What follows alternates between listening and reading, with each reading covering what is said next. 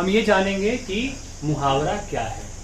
वैसे पाठ्यक्रम में मुहावरा और लोकोक्ति दोनों है, पर एक एक करके हम जानेंगे कि मुहावरा क्या है, फिर लोकोक्ति क्या है, मुहावरे के प्रयोग करते समय किन किन बातों का ध्यान रखें, ठीक है, लोकोक्तियों के प्रयोग करते समय किन किन बातों का ध्यान रखें, दोनों में मुहावरा और लोकोक्ति में अंतर क्या है। ठीक है, सबसे पहले हम जानेंगे कि मुहावरा क्या है। ठीक है, मुहावरा और लोकोक्ति को ना भाषा का प्राण माना गया है। मुहावरा या लोकोक्ति इन दोनों के माध्यम से बहुत कम शब्दों में बहुत गहरी बात कह दी जाती है।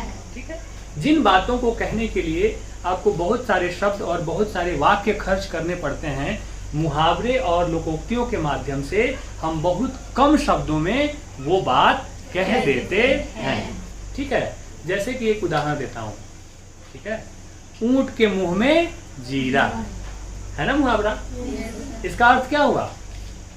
इसका अर्थ हुआ कि जो आदमी बहुत खाता है या बहुत खदोड़ है, एक तरह से कह लीजिए, या जिसको बहुत खाने की इच्छा है, उसको थोड़ा सा खाने को मिल जाए। ठीक है, तो इतनी सी बात कहते आप, उसके बदले में आपने क्या कह दिया? ऊंट के मुंह में जीरा। और चमत्कार भी उत्पन्न हो गया, लालित्य भी उत्पन्न हो गया, और आप अपनी बात को बहुत प्रभावशाली ढंग से कह भी पाए। कि मुहावरा मूलतः अरबी भाषा का शब्द है, जिसका अर्थ होता है बोल चाल में प्रयुक्त होने वाला कथन। क्या अर्थ होता है? बोल चाल में प्रयुक्त होने वाला कथन। मैक्सिम गोर्की रूस के एक बहुत बड़े विद्वान हुए, बहुत बड़े साहित्यकार हुए। उन्होंने मुहावरों और लोकोक्तियों को की परिभाषा जो दी है, या मुहावरे और लोकोक्तियों को ठीक से समझाने का प्रयास किया, उसमें एक बहुत अच्छी बात वो कहते हैं। मैक्सिम गोर्की कहते हैं कि शब्द यदि उंगलियां हैं, क्या है? उंगलियां है ना हाथ में, कि कहा कि शब्द यदि उंगलियां हैं तो मुहावरे और लोकोक्तियां क्या है? घूसा। आई बात समझ में? ये उंगलियां हैं और इनको बांध लो तो क्या हो गया? घूसा। अब इसका अर्थ समझिए। किसी को चोट पहुंचाना है या किसी को मारना है तो आप एक उंगली से मारिए, लगेगी चोट? और दबा के घुसा और लगा दीजिए तो क्या होगा? चोट लगेगी। उनका अर्थ क्या है? तात्पर्य क्या है? कि मुहावरे और लोकोक्तियों का प्रभाव किस तरह से होता है? असरदार होता है। जैसे घूसा असरदार होता है, वैसे ही मुहावरे और लोकोक्तियां क्या होती हैं? प्रभावशाली होती हैं, असरदार होती हैं। आई बात समझ में? तो शब्द क्या है? उंगलियों की तरह है, कि सामान्य ढंग से आप कोई बात कह रहे हैं, लेकिन जब उसी बात को आप मुहावरे और लोकोक्ति के माध्यम से कहते हैं तो उसका असर उस घूंसे की तरह होता है और उसका प्रभाव बढ़ जाता है। घूंसा प्रतीकात्मक है, अर्थात वो समझाने की कोशिश ये कर रहे हैं, बताने का प्रयास ये कर रहे हैं कि उसका प्रभाव क्या होता है? बढ़ जाता है। जैसे कि उदाहरण दो, नाच ना आवे आंगन टेढ़ा। आई बात समझ में? तो आप इसका अर्थ सब लोग समझते हैं, इसका अर्थ क्या है, लेकिन वो जो अर्थ है वो न कहकर जब आप ये कहते हैं नाच ना आवे आंगन टेढ़ा, तो बात क्या होती है? विशेष हो जाती है, उसका प्रभाव क्या होता है? बढ़ जाता है।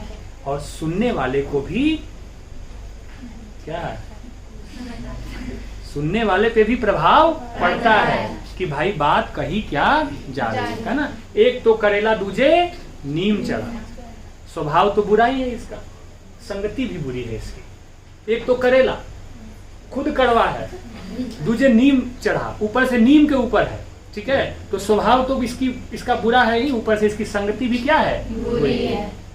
इसी बात को जो हम कह रहे हैं कि स्वभाव तो बुरा है, संगति भी बुरी है, ऐसा कहने के बजाय एक तो करेला दूजे नीम चढ़ा, तो प्रभाव क्या हो गया? गहरा हो गया, चमत्कार आ गया।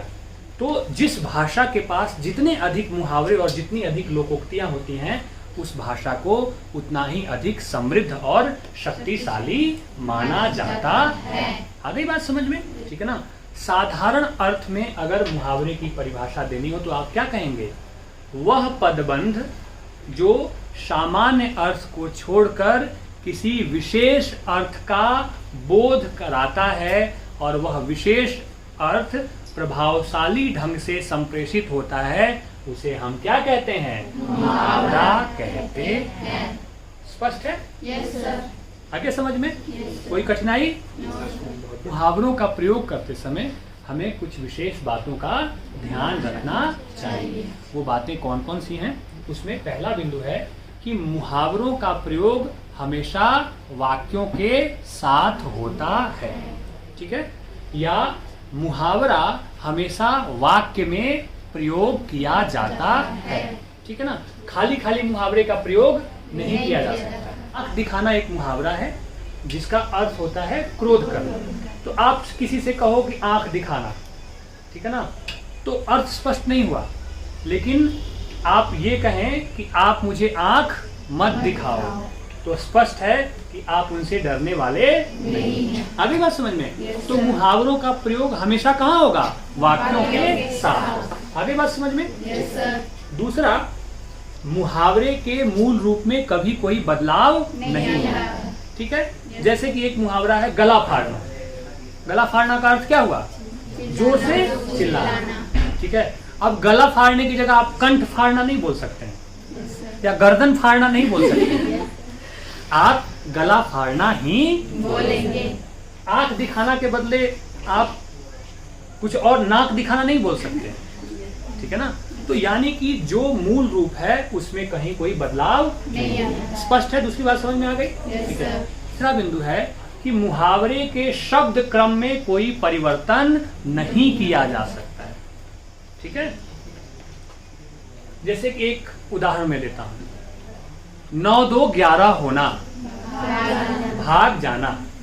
तो इसका शब्द क्रम हमेशा 9 2 11 ही होगा। 11 2 9 आप नहीं लिख सकते, या 2 9 11 आप नहीं लिख सकते।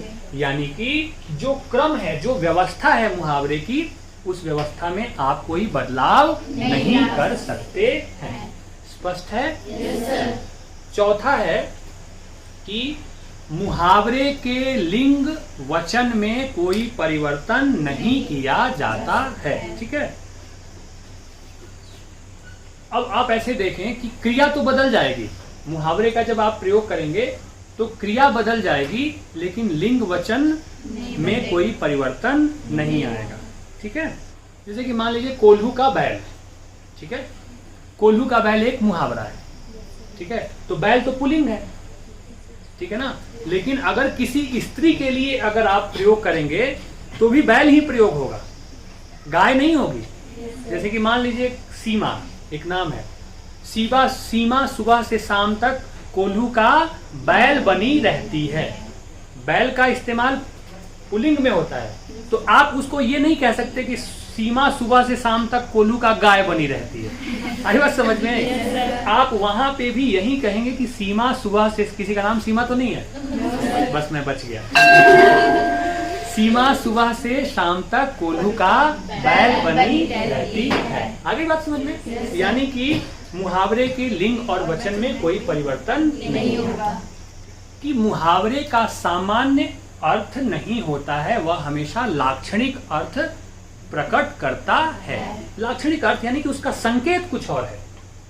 जैसे कि कोल्हू का बैल, तो इसका मतलब ये नहीं कि कोल्हू में लगा हुआ जो बैल है। कोल्हू का मतलब बैल मतलब जो दिन रात रगड़ा जा रहा है, दिन रात जो काम कर रहा है। आई बात समझ में? दांत खट्टे करना, तो इसका मतलब ये नहीं कि नींबू खा लिया और दांत खट्टे हो गए। आई बात समझ में ना? उसका अर्थ क्या है? पराजित कर देना या हरा देना। यानी कि सामान्य जो शब्द हैं वही अर्थ नहीं होते। अब जैसे कि मान लीजिए आए दांत खट्टे करना, मुहावरे का अर्थ स्पष्ट करते हुए वाक्य में इसका प्रयोग करें, ठीक है? तो आप इसका प्रयोग ये नहीं करेंगे कि कल बहुत अधिक नींबू खाने से मेरे दांत खट्टे हो गए। आई बात समझ में? क्या प्रयोग करेंगे? हमारे क्रांतिकारियों ने अंग्रेजों के दांत खट्टे कर दिए। आई बात समझ में ना? तो दांत खट्टे करने का मतलब ये नहीं कि कोई नींबू लाया और दांत में रगड़ दिया और दांत को खट्टा कर दिया, ठीक है? तो ये कहना है कि मुहावरों का कोई सामान्य अर्थ नहीं होता है, उसका हमेशा लाक्षणिक अर्थ होता है। ठीक है बच्चों? मुहावरा क्या है समझ गए? मुहावरे की परिभाषा समझ गए? ठीक है, उदाहरण आपने देख लिया। और मुहावरों का प्रयोग करते समय किन किन बातों का ध्यान रखना चाहिए ये स्पष्ट हो गया। ठीक है बच्चों, अगली क्लास में हम समझेंगे कि लोकोक्ति क्या है, ठीक है ना, और लोकोक्ति और मुहावरों में अंतर क्या है। ठीक है? तो चलें?